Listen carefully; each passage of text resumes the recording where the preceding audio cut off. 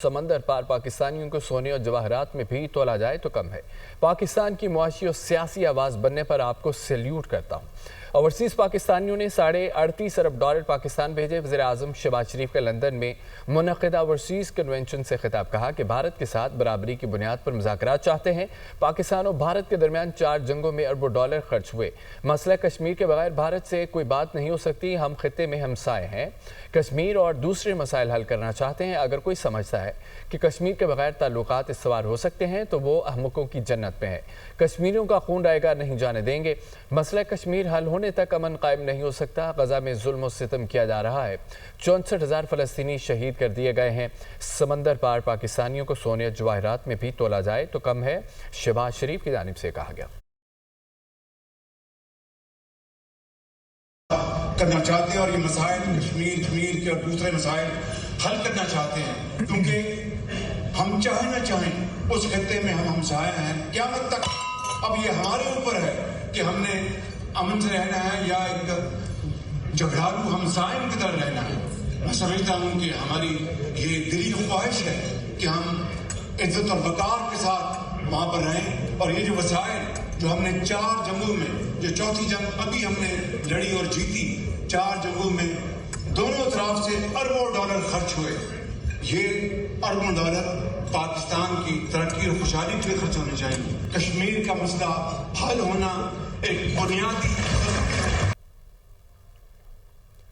London में overseas conference वज़ीर-ए-आज़म शहबाज शरीफ का तारीखी खिताब। वफाकी वज़ीर इत्तलात अता तारड़ ने मीडिया से गुफ्तगू में कहा है कि कन्वेंशन कामयाब रहा। वज़ीर-ए-आज़म ने ऑपरेशन बुनियाद मरसूस मईशत और सफारतकारी पर बात की है। वज़ीर-ए-आज़म का खिताब आज दोपहर नशर किया जाएगा। ओन चौधरी ने कहा पाकिस्तान को इंडिया के खिलाफ फतह के बाद दुनिया में इज्जत मिली। ओवरसीज़ पाकिस्तानियों ने साबित कर दिया कि वह पाकिस्तान से मोहब्बत करते हैं। मलिक अहमद खान की जानिब से कहा गया। 2 दिन बाद वज़ीर-ए-आज़म की अक़वाम मुत्तहिदा में मसरूफियात हैं। वज़ीर-ए-आज़म तारीखी खिताब किया। ओवरसीज़ ने बड़ी तादाद में शिरकत की। चौधरी साली का कहना था कन्वेंशन में ओवरसीज़ ने भरपूर शिरकत की। प्राइम मिनिस्टर की सतह पर ओवरसीज़ के साथ पहली मुलाकात थी। अमरीकी सदर डोनाल्ड ट्रंप अफगान हुकूमत से बगराम एयरबेस वापस लेने पर मज़ीद कहा कि अफगानिस्तान बगराम एयरबेस अमरीका को वापस करे। बगराम एयरबेस पर महदूद तादाद में अमरीकी फौजी तैनात करने पर गौर। अफगानिस्तान ने बात न मानी तो उसके साथ बहुत बुरा होगा। जानिब अमरीकी सदर डोनाल्ड ट्रंप का मोदी हुकूमत को एक और झटका। अमरीका ने H-1B वीज़े के सालाना फीस बढ़ाकर $1 लाख कर दी है। सदर ट्रंप ने नई पॉलिसी के एग्जीक्यूटिव ऑर्डर्स पर दस्तखत भी कर दिए। H-1B वीज़े की नई पॉलिसी आज से नाफिजुल अमल हो गई। अमरीकी सदर डोनाल्ड ट्रंप का एक और बड़ा इक़दाम। मोदी हुकूमत को फिर धचका।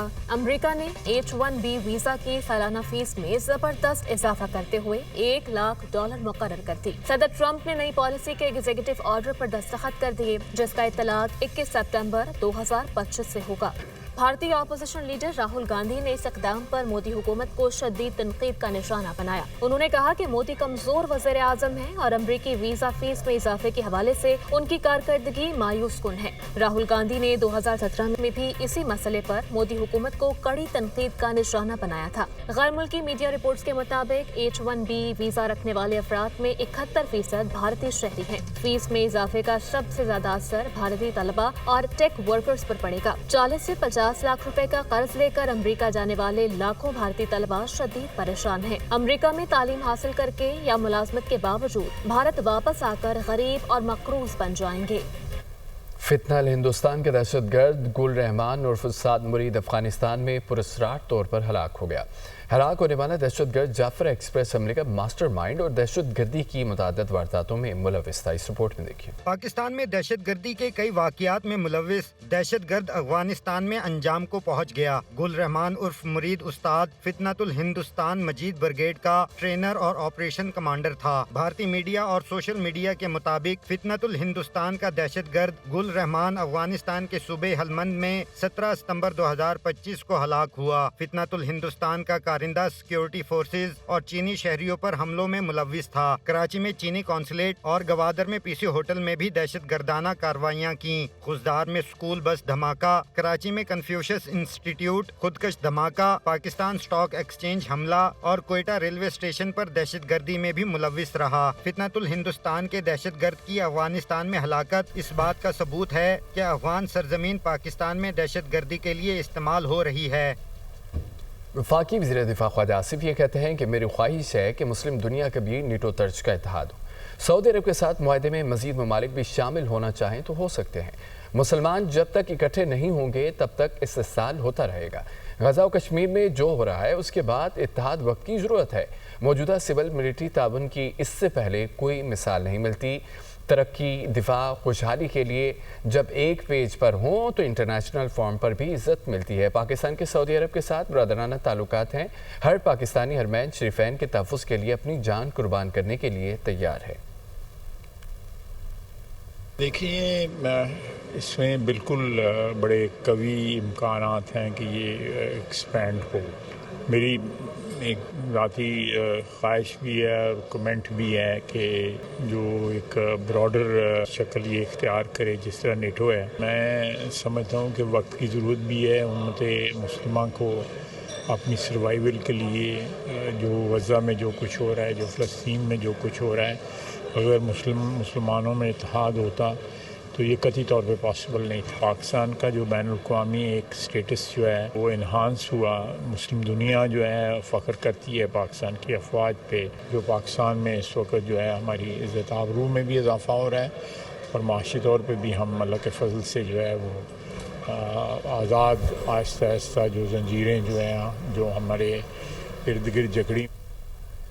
وزیراعظم کے مشیر انس ثناءاللہ نے کہا ہے کہ پاکستان اور سعودی عرب کے درمیان دفاعی معاہدہ ہوا، عسکری اور سیاسی قیادت ایک پیج پر تھی۔ سعودی عرب دنیا کی سب سے بڑی معاشی قوت ہے۔ پاکستان کے خلاف عزائم رکھنے والوں کے لیے سوچنے کا مقام ہے۔ سازشیں کرنے والوں کو سوچنا ہوگا معاملات کو ٹیبل پر حل کرنا ہے یا ذلت اٹھانی ہے۔ مارکہ حق میں بھارت کو دیے گئے جواب سے پاکستان پر حملے کا سوچنے والوں کو سمجھ آ جانی چاہیے۔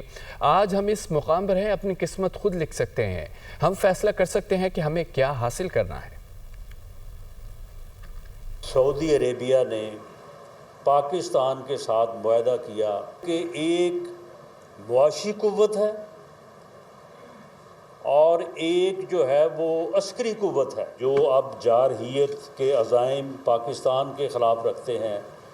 اب ان کے لیے بھی سوچنے کا مقام ہے، اور جو معاملہ ان کے ساتھ ہمارا پچھلے 78 سال سے ڈسپیوٹ چلا آ رہا ہے، اسے ٹیبل پہ بیٹھ کے حل کرنا ہے، یا پھر جو ہے وہ انہوں نے مزید جو ہے وہ ذلت کمانی ہے۔ اور پاکستان اپنے اوپر جارحیت اور حملہ کرنے والوں کو جو جواب دیتا ہے وہ مارکہ حق کے جواب سے جو ہے وہ انہیں اس بات کی سمجھ آ جانی چاہیے۔ یعنی ہم اپنی قسمت آج خود لکھ سکتے ہیں۔ ہم خود اس بات کا تعین کر سکتے ہیں کہ آنے والے 3-5 سالوں میں ہم نے کہاں پہ پہنچنا ہے، ہم نے کیا کچھ حاصل کرنا ہے، بزنس سائٹ پہ، عسکری سائٹ پہ، ڈیفنس انڈسٹریز میں ہم نے جو ہے وہ کیا انویسٹمنٹ کرنی ہے اور کہاں تک ہم نے آگے جانا ہے۔ ناظرین، صدر آصف علی زرداری نے کاشغر میں مختلف مقامات کے دورے کیے۔ کاشغر آزاد تجارتی زون کا معائنہ کیا اور بریفنگ لی۔ کاشغر یونیورسٹی میں طلباء اور اساتذہ سے بھی ملے۔ حوال دیکھتے ہیں اس رپورٹ میں۔ صدر آصف علی زرداری کا دورہ چین۔ سوسپورٹ گلگت بلتستان سے منسلک کاشغر فری ٹریڈ زون آمد۔ کاشغر یونیورسٹی میں پاکستانی طلباء سے ملاقات۔ کاشغر آزاد تجارتی زون پہنچنے پر کمیونسٹ پارٹی کے سیکریٹری یاننگ نے صدر کا استقبال کیا۔ بریفنگ میں بتایا گیا زون سڑک، ریل اور فضائی راستوں سے ایشیا اور یورپ سے منسلک ہے۔ صدر نے وسط ایشیائی ممالک، یورپ، جنوبی کوریا اور جاپان کے سٹالز کا معائنہ بھی کیا۔ کاشغر یونیورسٹی میں صدر مملکت کو سی پیک سینٹر کے بارے میں بریفنگ دی گئی۔ پاکستانی طلباء سے ان کے تعلیمی اور رہائشی حالات دریافت کیے۔ طلباء نے بتایا تعلیم، ہاسٹل اور وظیفہ مکمل طور پر چینی حکومت فراہم کرتی ہے۔ صدر نے انہیں تاکید کی محنت سے پڑھیں اور پاک چین دوستی کو مزید مضبوط کریں۔